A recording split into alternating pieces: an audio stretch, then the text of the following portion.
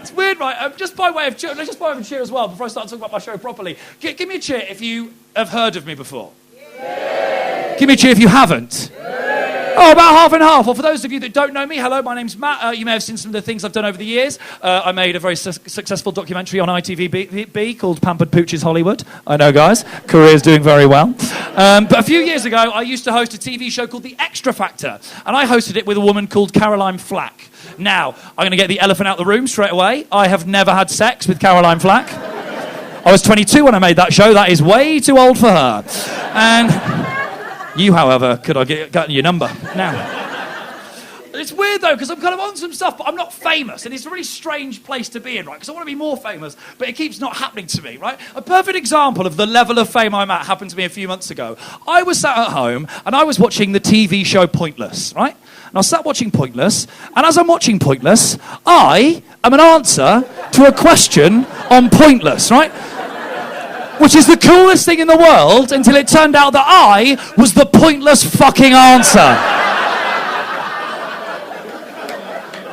Nothing is worse for your ego than watching two men you've never met before high five over the fact that 0 in 100 people know who the fuck you are.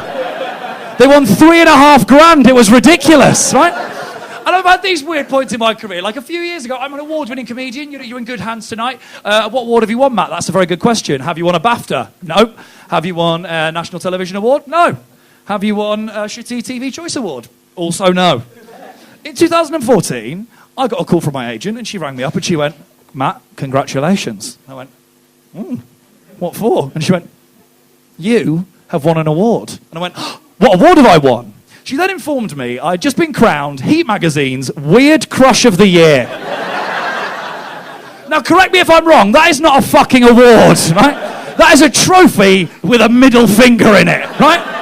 Heat Magazine's weird. That's basically Heat Magazine's readers telling me I'm the fittest ugly person, right? Weird Crush of the Year. Heat Magazine's Weird Crush of the Year. I didn't think anything could annoy me more in my life than being crowned Heat Magazine's Weird Crush of the Year. That is, until 2015, when they put me 5th! Which is so much worse. Because I'm not getting more sexy, I'm getting less famous.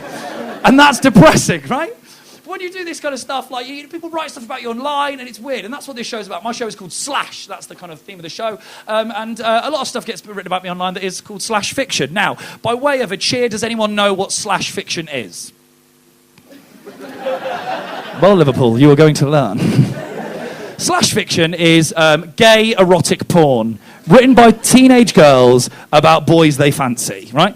And there is a lot of this written about me online, which is weird. Especially when you're less famous enough that you Google yourself and you can find it, right? But it's all written about me and one other guy. And there's a lot of guys it could be, but the one guy they write about is me and Harry Styles. I'm going to point out now, I don't know Harry Styles, because if I knew Harry Styles, I'd charge for my fucking tickets, right? Wouldn't need to worry about this, right? And I think we can all agree, though, to have someone like Harry Styles is very complimentary for someone, because he's a fit man. Like, we can all objectively fit. Harry Styles is fit. Not for you. No, I think Harry Styles, objectively, is the best-looking man on the planet, bar you, because I'm terrified of you. He's such a good-looking dude, and you know he's fit, right? And you know he's fit because he's got those lines either side of his willy. You know those, like, you know the willy arrows there? You know those bits there? Oh, my God. Women love those lines. You know those bits there? You know what they're called, don't you? Cum gutters. That's the name. Just to gutter away all that cum. And the thing is, sometimes, every so often, I do get those lines either side of my willy, but it's not when I've been working out, it's when I haven't had a shit for 2 days and I'm a bit bloated. You know? Very different. And there's loads of this stuff online. I've got it in this book here. We're going to go through some of it. It's absolutely fucking batshit, this world. I'm going to warn you now. There's loads of it written about loads of different people, and it's always two men, and it's normally written by girls. So this is an example, just to kind of give you a flavour of slash fiction. This is written about a northern TV duo that we all know and love, okay? They caught each other's eye as their legs brushed. There was a time, many years ago, when this could have happened, but it didn't, and they never mentioned it again. And here they were, a few short years later, in the same position, each waiting for the other to make the next move.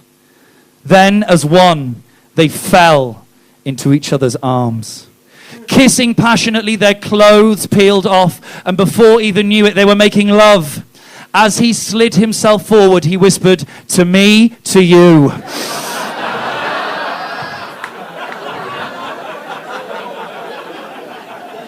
Paul had never wanted Barry so much in his life. He chuckled to himself at the idea. Who the living fuck is writing this stuff? That's a story I found online, genuinely called Suckle Vision. It's not even the weirdest one about kids' TV. I found a really weird one called Dick in Dom. Fucking hell. But they write about me online, right? And it's kind of flattering, but it's not flattering in any way, because these people clearly really fancy Harry Styles, and because I used to work on a show that Harry Styles was once on, they've just sort of smushed us together. But these people clearly don't fancy me. These people, I mean, I'm just going to say it out loud now, guys. I'm a 10 out of 10. That's just something I've got to live with in my life. You know, that's just it. You know, one day you'll find out maybe when you hit puberty. It's good to be good looking. That's just what I am. It's, you know, you've got eyes. It's just a fact. But I live with it, right? That is my cross to bear. But these people do not treat me like the 10 out of 10 I am. These people treat me like an absolute bellend that they don't like. And that they don't fancy one iota. So this is a story, and the author of this story calls themselves On My Lap 52. And it goes like this. They undressed. Matt stood there, trousers round his ankles, awkward, naked, and hard. We'll stop there. Ladies, tell me, is there anything less sexy than a man who has an erection and his trousers still around his ankles? No. Take the trousers off, mate. You look like a 3-year-old using a urinal. It's not a sexy image. Harry looked him up and down, taking in every single bit of him. He had to stifle a laugh. Nice cock, he said, as seriously as he could. He knew it would be small, but even this was a surprise. What the fuck on my lap 52? That is a lucky guess at best. But that is not fair. Screw you.